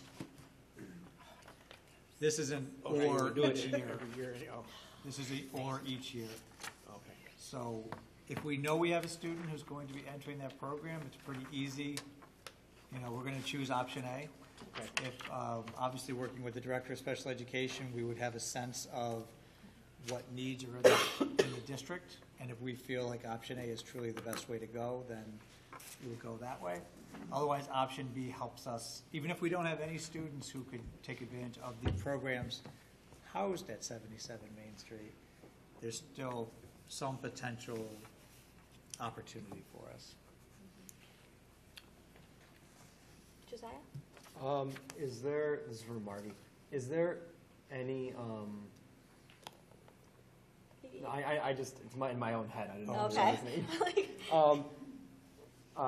Is there any potential cost to this, or is this just all, we basically give you the option to pick A or B, and you say, we could save money with this, or no, we can't really save any money, we're not gonna use anything?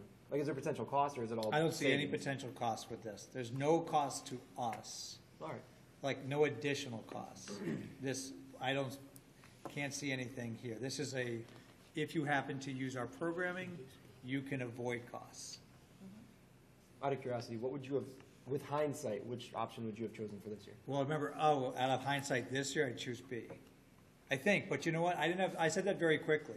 I'd want to actually sit down with Ms. Trinks and review all of our At the time, current. A may have been appropriate, but now B would have been. Yeah, see. So with hindsight, it would have been different. Yeah, So that's so why I it's said I would. impossible really to make Yeah. a decision that we know is gonna be better. I mean, we just have to do what we can do with Right. information we have. But either way would have benefited us? I would say so, yes. Potentially. It's a discount. Potentially. Right. See, B, if you're not sure that you're going to have a student for option A, The safe route. then B is the safe route. But B, it's only special education services that they offer. So now it's taking from a menu of special education services. And some of those services are like, we have BCBAs, we have paraprofessionals, we have school psychologists, we do evaluations, and so we'd have to say, what is it that we would need to pay extra for that now they would actually assume the price for? And so we'd have to be choosy about what we can do in-house, because it doesn't cost us any more money, versus what we could take advantage of a service that they would offer. Like if one of our specialists went out on maternity leaves, so to speak, if they have BCBAs or school psychologists or social workers or paraprofessionals, instead of hiring somebody else, we could just use option B and use that option to cover for that person while they're away at no additional cost. Any idea if there's any school districts who have turned them down? I don't know. I know they're big in Torrington right now. It's mostly a their big program in Torrington is their high school program. It's Right. alternative, it's huge. And then Danbury as well, I believe they have programs, Barbara? Yeah. So, to me, it's a good neighbor, we would like to help out, and I've been trying to get the best, if he wants to be a good neighbor, I've been working on trying to get the best good neighbor, discount that we can get. So we've gone back and forth on this, but you brought up some good points today, that's why I know the intent is not about all programs, because we never spoke about that, because that would have been like. Even better, I that'd be mean, a really good neighbor. then A would have been like the obvious choice in just about any case. So, not always, but just about always, so. Will we have a more definitive answer on their programming and whether or not we may potentially have a student who would fit in that program before we have to decide on A or B?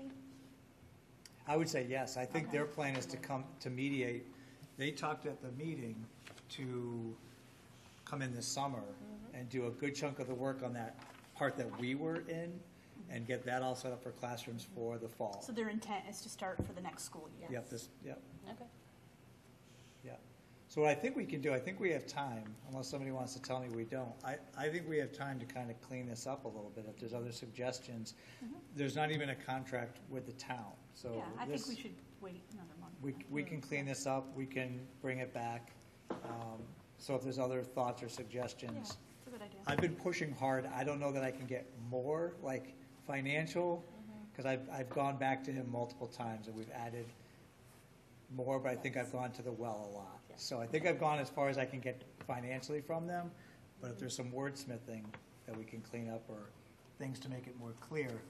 I think the big point is, this is like something that the board decides that will be here for potentially 20, 30, 40. This deal doesn't end until they move out of 77 Main Street. Right. So that they could bring in a $200,000 program. Well, option B just became even more valuable. Right. So. Well, that was gonna be my next question, how long is this good for? Because Karen and I have been in scenarios where we voted on something and all of a sudden 5 years down the road, it's like, I'm paying out $45,000, I didn't even realize I was paying out. It's like, hey, I think we need to go back into in-house because it's costing us money when we were supposed to be saving money. There's not a lot of small print. That's what I'm saying, so Right, did there's we, no did small we print.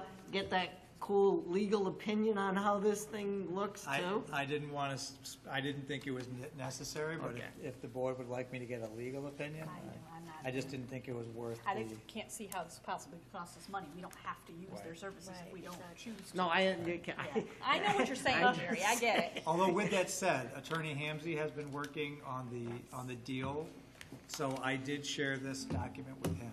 So Well- from that perspective, I was thinking at first a legal opinion being Shipman and Goodwin. No, I but- was talking about the town attorney so that he could look at this. Yes, and he just- has. Because he's being paid by us anyway, so how about letting him off? Attorney Hamsey has looked this over. Yeah, as long as somebody looks it over and. Yep. But, yeah, but I would just, to build on Melissa, what she said, is to get some clarification on A, in, is it only the services for 77 Main Street, or is it inclusive into whatever Ed Advance has in their districts that they have in the towns that have? I can promise you, the next time you see this, it'll make it very clear that it's the programs at 77 Main Street. Otherwise, I'll be doing a happier dance. So, I'll push for it. I'll say to them, listen, you have this in your language, so I guess you really wanted to give this to us. And we'll see where that conversation goes. All right, so are we gonna table this until the next read? Yeah, I think so. Okay, I make a motion that we table this until the next Jerry? read. Greg, second. All in favor? Aye. Aye. Any Aye. opposed? Any abstentions? Okay, thank you. Thank you.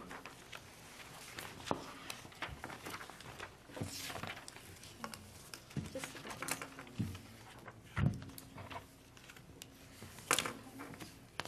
All right, second public comment. Name, address, podium. 3 minutes. Going once? Going twice? Okay.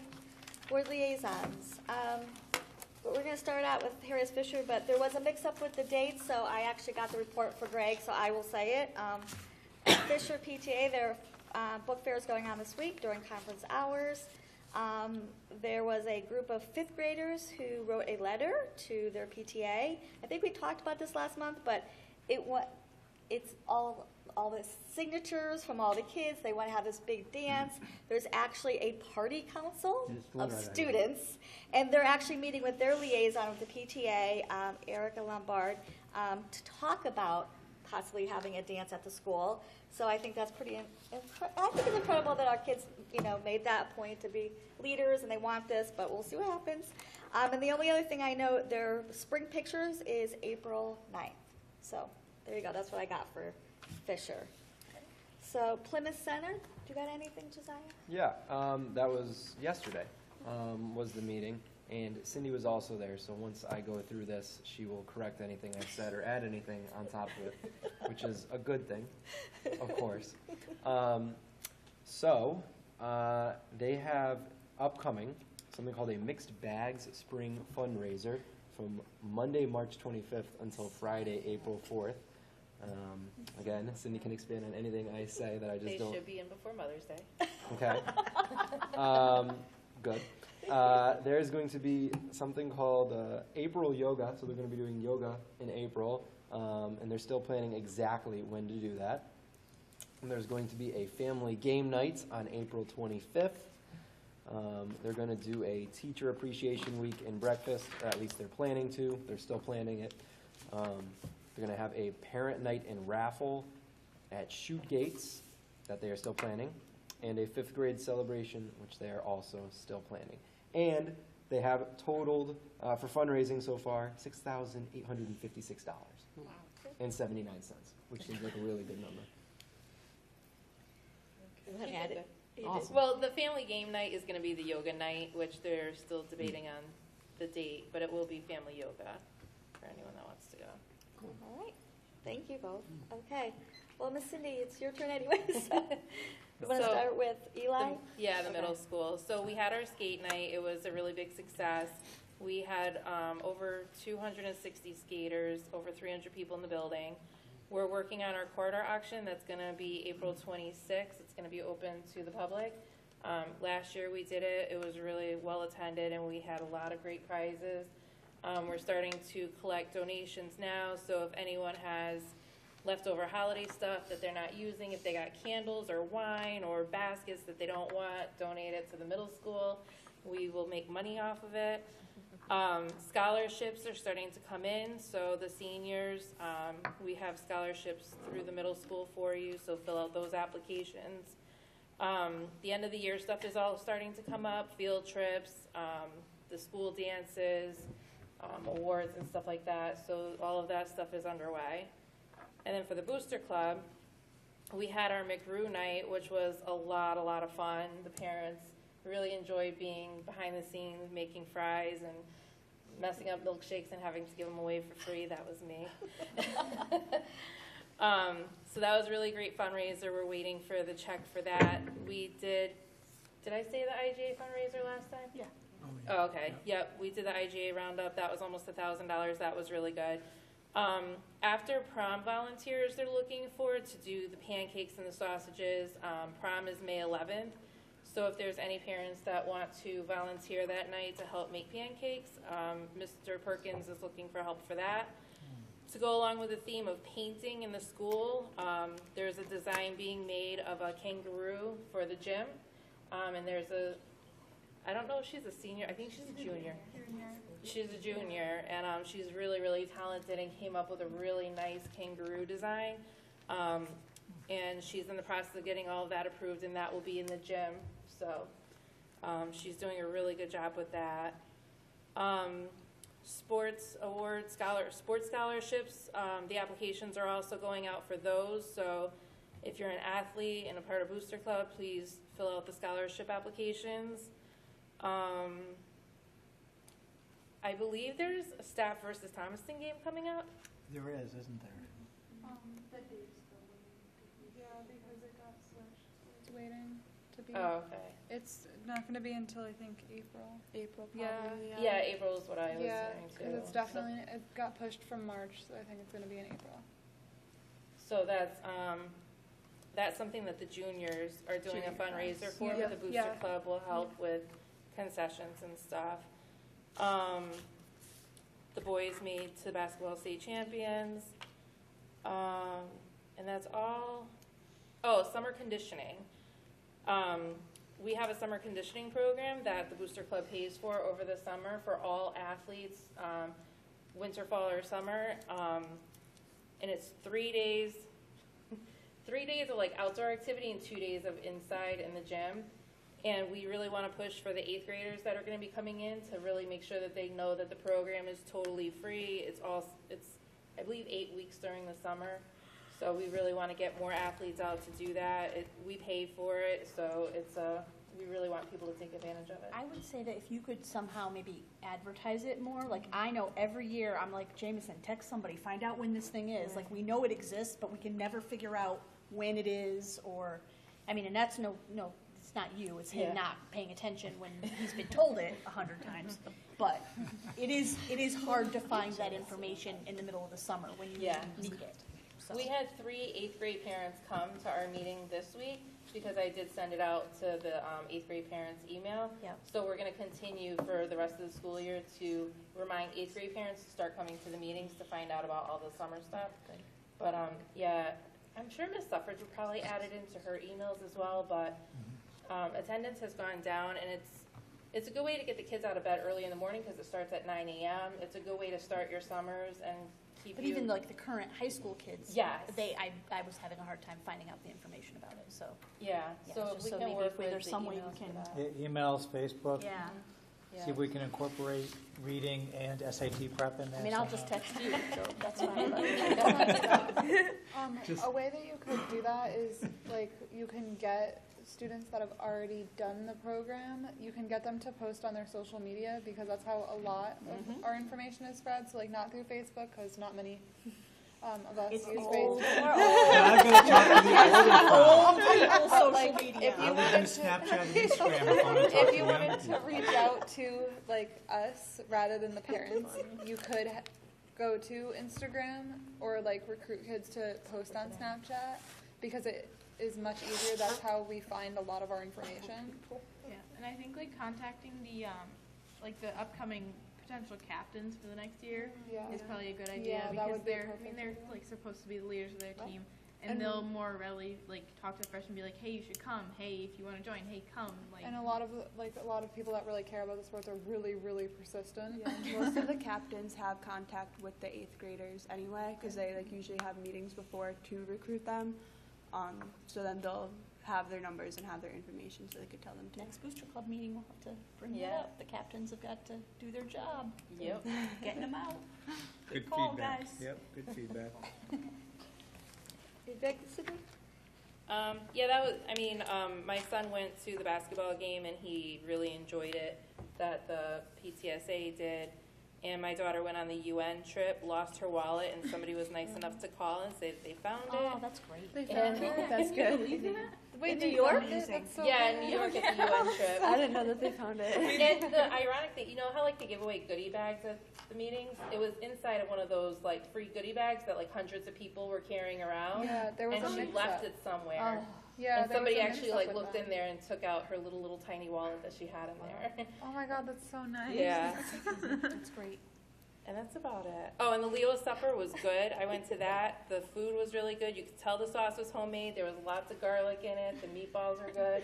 It was good. Okay, Karen? Well, many people have mentioned about the PTSA after grad fundraiser of the Wizards, so I don't really have much more to say about that. But please make sure that you are looking for upcoming fundraisers and lend your support in any way you can to our seniors for their successful after grad party so that we can be sure they are safe and happy and having a great time. not that I'm plugging the casino fundraiser, but it's like $40. You get a bus there and back. We've recently gotten emails that they may or may not be running that, so I didn't want to mention it only because they didn't have enough people signed up, so I'm not sure whether they got those people or not. And the deadline was yesterday or the day before. The deadline was Tuesday. Then never mind. But that doesn't mean that they didn't get those people, so yes, if you're interested in the Mohegan trip, please inquire to see if it's still going on. But I know that yesterday they were looking for several more people to sign up in order for them to be able to book it, so, yeah. Okay, SEPTA, I'm sure you probably don't have anything, but I know Melissa will, so I'll just throw it over to It was Melissa. kind of disjointed. I missed out on something. I'm not sure what. There's always three of us that go, so we're good. So SEPTA met this morning at the Lucky Cup, and the discussion was, we have a little bit of money left, and how we're gonna spend it. We're gonna put a survey out to our members to discuss what we wanna do, whether it's gonna be an activity for our kids, an activity for the parents, or maybe a combined activity. And then we're gonna be taking steps to dissolve our SEPTA. Sadly, we have lacked in membership for a long time now. Not for lack of trying, but there just isn't interest anymore. And we do have one more workshop. It was a rescheduled workshop, Sit for Autism, which is a training for caregivers of children who have autism. It's geared towards babysitting. And that will be April 4th at Fisher Library at 7 p.m. And that is all I have. Thank you. Okay. Jerry, you have any update for CAVE? No, the Dr. Semmel said about Day on the Hill, but also people need to start paying attention to what's going on with the state budget. There's a lot of things going on from Governor Lamont that the small school district, he's looking to cut ECS grant money if you have declining enrollments. If you don't want to share services, he'll cut your ECS grant money. And there are some bills going through the state legislature now that are being addressed. One of them is concerning recess. There's a parent who has talked to a state legislature and feels that the kids in the state of Connecticut do not get enough recess time. So she's looking for approximately 50 minutes of recess. For No, I read that too. I read get that it. too. I'm just saying. And they these currently, in my district, they currently have 20. Yes, So that would but be I a understand. 30-minute increase. I understand. So these are things that in her defense, she did claim that her 5-year-old was not getting enough me time. Yep. Okay, so that was, she got a state legislature to listen to her, and so there's a bill up there to increase recess time to 50 minutes. So. Fine with me.